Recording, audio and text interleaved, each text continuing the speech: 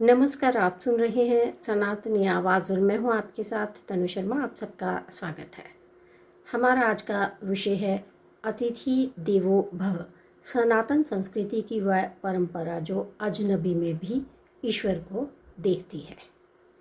सोचिए, एक ऐसा घर जहां दरवाजे पर दस्तक देने वाला हर व्यक्ति साक्षात नारायण माना जाता है, जहां अपनी थाली का आखिरी निवाला भी मेहमान को हंसते हंसते दे दिया जाता है।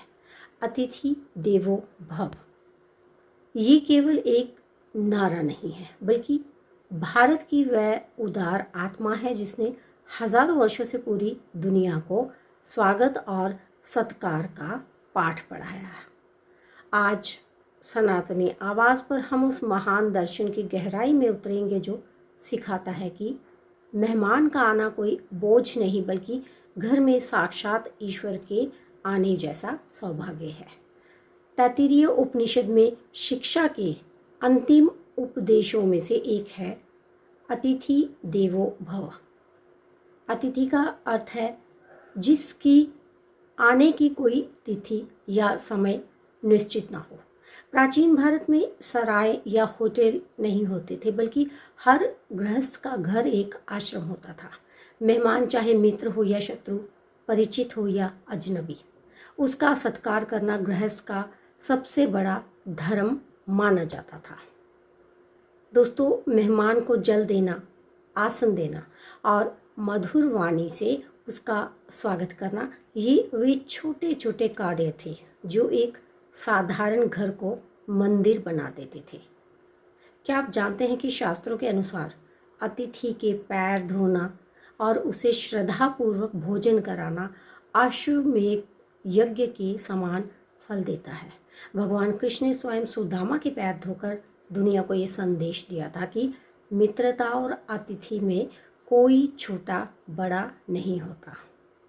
इसी तरह महाराज रंतिदेव की कथा हमें सिखाती है कि हफ्तों के उपवास के बाद भी उन्होंने अपने सामने आया भोजन एक भूखे अतिथि को दे दिया। ये भावना ही भारत को विश्व का हृदय बनाती है।